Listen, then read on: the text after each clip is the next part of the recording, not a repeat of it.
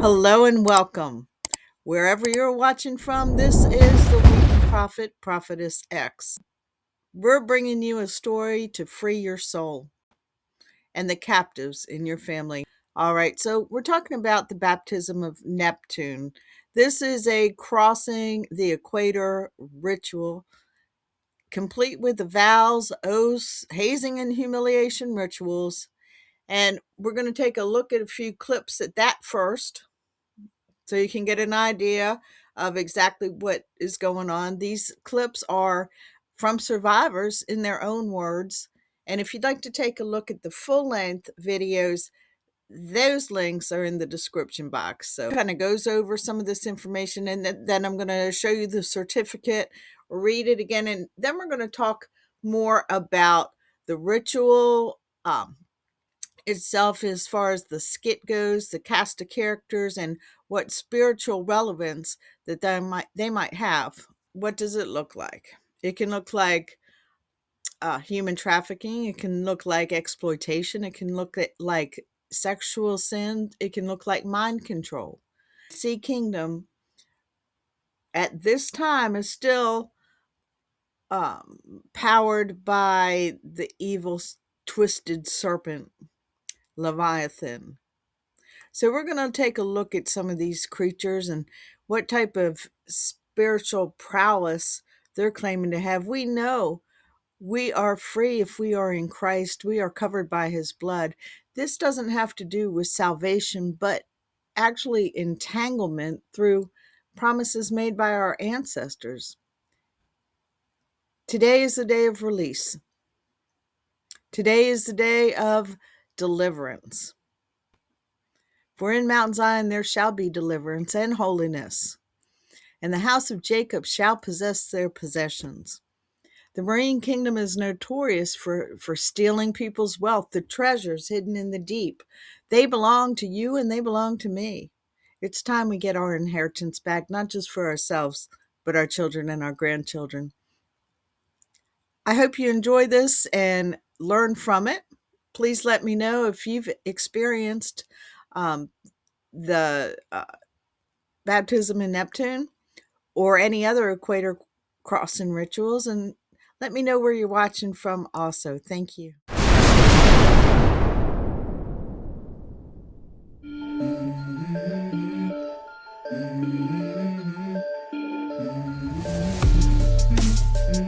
Let's go.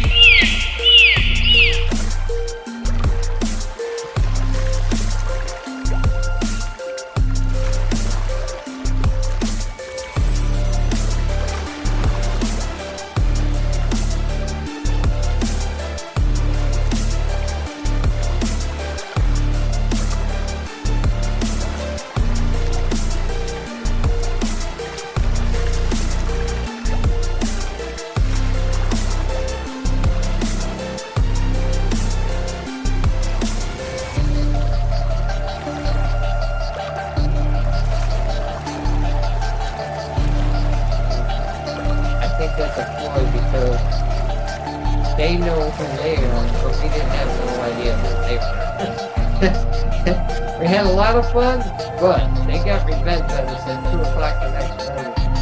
And they woke us up. They was crawling on hands and knees. We couldn't look up. It was a fun memory. Even though it seemed like at the time it was probably one of the worst. But it was a good time. I was very glad. I almost didn't, and I'm very glad that I didn't. Pollywog is someone that's never been across the equator before. Shellback is someone that has been across the equator before.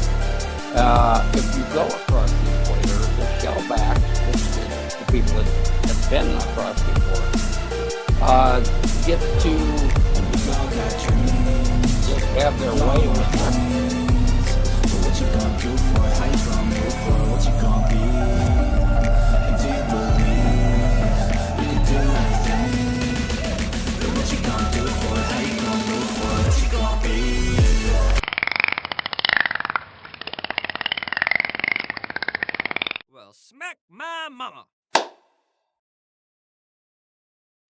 and we had quite a ceremony on the equator, which the Navy kind of slows down on that. That was rough. I mean, beat with hose and they had to drink mustard sauce and have our hair shaved and go through the garbage tunnel. But it was a experience that I remember always. So you are a shellback. I am a trusty shellback, and I belong to the ancient order of the deep.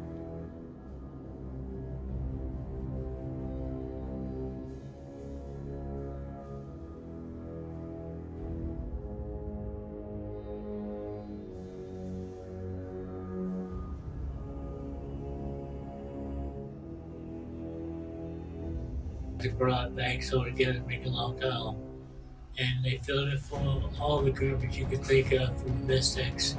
Even when somebody got sick in Mystics, they saved it and put it in that tube that we had to crawl through. We flew across the equator, then they formed lines. You had to bite off on something you didn't know what it was, and spit it out to choke you half to death. And going through a polywog, which is to them was a low life, and then we went to shellback to be King Neptune's sidekick on that part of it, but you were more important than before. He was just a number on a card. The specific traditions of crossing the line have changed over time. Yep. With the polywogs, they had, I think they're called shillelaghs, lengths of hose, 3-inch hose that one end was wrapped up with tape to make a nice handle on it. And they soaked us down with water, and we would have to crawl from the front of the ship to the back of the ship, and there were shellbacks on both sides of us, and each one of them would take a whack at us with the fire hose. So I was hit on the backside. I was hit on my back, up by the neck. I mean, I was just kind of black and blue for a while. Then we went back to there was something called the Royal Baby. That is the fattest shellback on the ship. And he had a lot of axle grease spread on his stomach. And we had to crawl up to him, and then he would grab our head and just grind it around in the axle grease in his stomach. And then we went to there was a tank of water, a portable tank of water, like you might see in somebody's backyard, a swimming pool. And they had a tiltable chair, and they had this big syringe, and they squirted about 7 or 8 different types of oil in your mouth. So while you're trying to spit that out, they tilt you back into the pool of water, and there was all kinds of garbage and stuff laying on top of the water. So while you're trying to spit the oil out, the garbage is coming in your mouth. Then you went to the food chute. It's food that it's garbage actually, that they had kept in a nice warm place for a few weeks. And then they put that in, it was a little covered type deal. The covering was probably 12 inches, 18 inches high, and you had to crawl through that.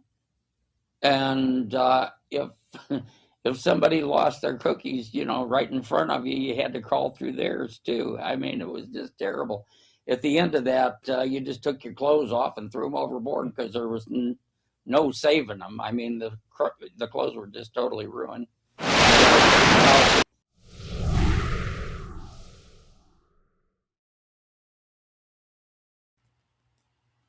There are many different kinds of certificates. We're going to take a look at one in particular. This is like the certificate for the baptism of Neptune that I found in my father's belongings. My father retired from the United States Navy as a lieutenant commander. I had come across this certificate years ago and didn't think much of it, just that it was a beautiful document. And it wasn't until recently, while I'm exploring the spiritual side of things and looking into possible vows and oaths that were taken by my ancestors that may be holding my family in various types of captivity, as well as myself, in the effort to fight for my bloodline and cleanse my bloodline from any type of agreements with entities or demonic spirits, to renounce all types of witchcraft in my life and in the lives of my ancestors. I've taken another look at this particular document. As you can see, it is a beautiful document with fantastic artwork. I'm sure it's all very symbolic and means particular things, because when people put documents together, they do it for a reason. Now, across the top is a banner which represents the contract with Neptune. It is Imperium Neptuni Regis, excuse the pronunciation, but it basically is saying Imperial King Neptune. We see a etching of Neptune holding his trident, holding a hand up, commanding the waves, in charge of the naval routes as well as the horses. And we see inscribed here on the certificate itself, to all sailors wherever you may be, and to all mermaids, whales, sea serpents, porpoises, sharks, dolphins, and eels, skates, suckers, crabs, lobsters, and to all living things of the sea, greeting. I believe this is actually not just talking about the physical animals that reside in the sea, but actually referring to entities and demonic spirits, parts of the marine kingdom, and calling them by name or rank. Then it goes on and it gives the date, the latitude, the longitude, and the fact that there appeared within our royal domain the name of the ship bound for wherever it's going. Now, it says, be it remembered that the said vessel and officers and crew thereof have been inspected and passed by ourself and our royal staff, and be it known by all ye sailors, marines, landlubbers, and others who may be honored by his presence. And then it gives the name of the person. This is stating that the person has appeared before the court of Neptune, and that Neptune, along with all the court officers, have found him guilty. Therefore, he was tried and went through the ritual and was baptized into transformation, becoming from a pollywog to a shellback. Now he will be honored and accepted by all these creatures, these entities, and other, what we'll call the staff of Neptune. So, having been found worthy to be numbered as one of our trusty shellbacks, he has been initiated into the solemn mysteries of the ancient order of the deep. Isn't that an interesting name? We're going to take another look at that. The solemn mysteries of the deep. Wow. Now that is very interesting. So, what exactly is this ancient order that the shellbacks have been initiated into? We're going to get into how this links to the FM's similar rituals in our next video. It's a lot to get into, and we'll take a whole video in and of itself. But just to pare it down, some information that I came up with was, first of all, the solemn mysteries have to do with rituals and survival skills that the sailor will need to survive. Second of all, the uninitiated may not be told any of these things. So you learn it through initiation. This is a spiritual journey as well. Now, the lores, of course, refer to some of the oral traditions and myths, the unwritten laws, and actual specific ritual acts, the trials of the polywog. Like I said, that can't be revealed to the uninitiated. Be it further understood that by virtue of the power invested in me, I hereby command all my subjects to show due honor and respect to him wherever he may be. Then underneath it says, disobey this order under penalty of our royal displeasure. So we're going to take a look also at what could possibly be the penalty and what does it mean by royal displeasure. I want to interject some of the consequences of Neptune's displeasure, okay, for you guys. So these can be described as manifestations that include sudden reversals after progress, increased generational resistance, dreams of drowning, storms, or pursuit, withdrawal or of counterfeit favor. I've also heard pretty much any type of sexual dream and loss of inheritance. These things can also be associated with Neptune's displeasure. Given under our hand and seal, and this is sealed. It is sealed on the left by the Navy Department, the United States of America. It's sealed on the right with a golden seal signed Neptunus Rex, ruler of the raging main, and by his servant. And his servant is actually the commander of the ship. The USN commanding officer signs his name on the right and on the left. A very interesting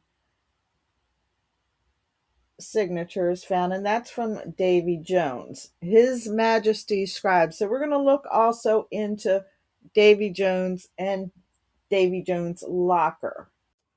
I did want to touch about the seals of the Marine Kingdom. The seals are described as spiritual locks or markers that are placed upon identity, voice, or destiny. They are believed to restrict access to purpose or clarity.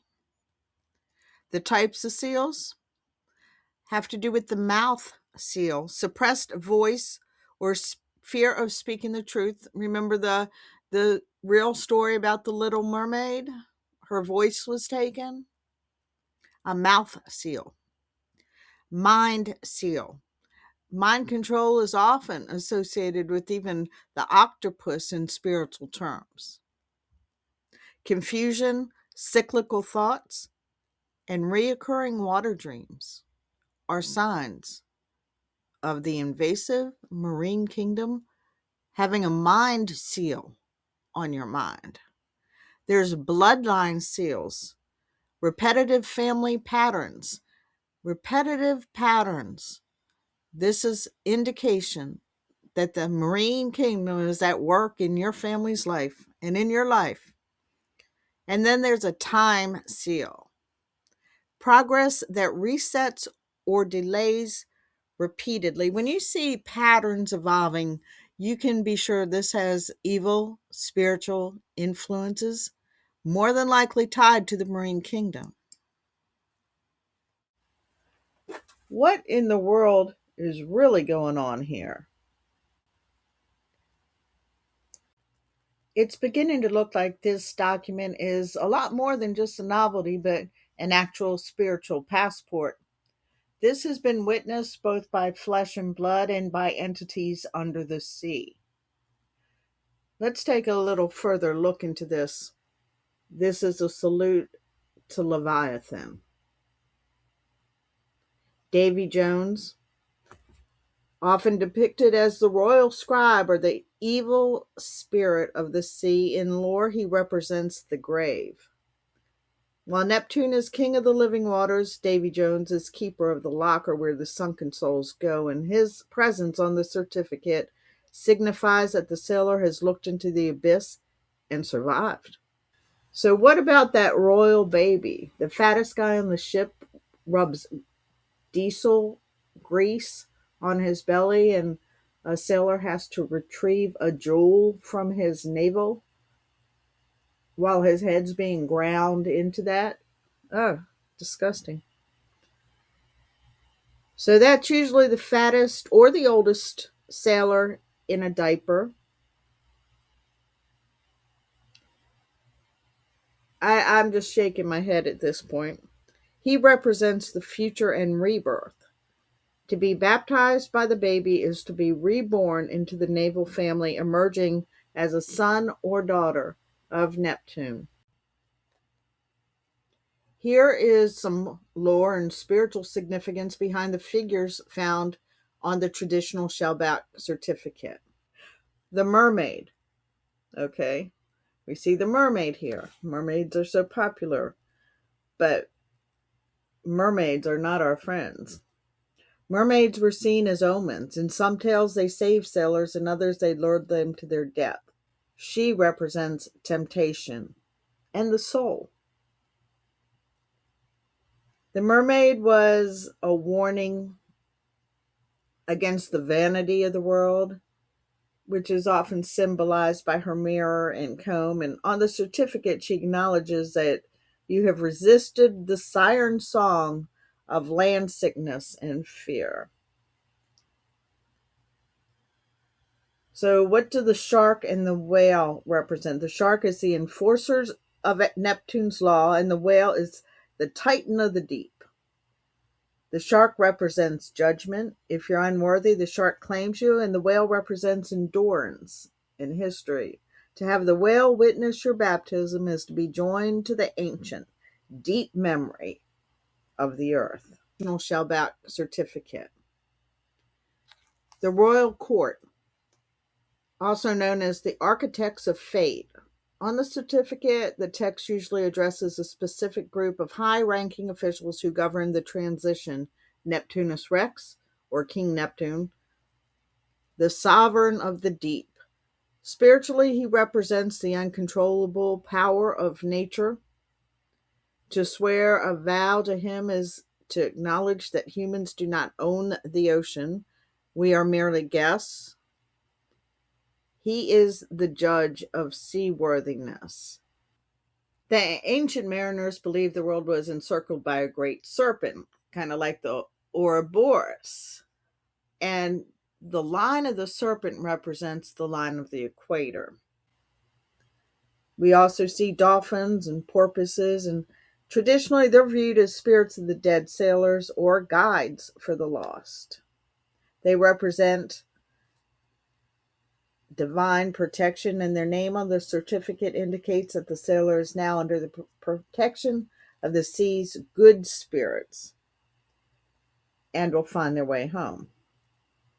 The spiritual purpose of the witnesses in a religious baptism, the witnesses are the congregations and the saint.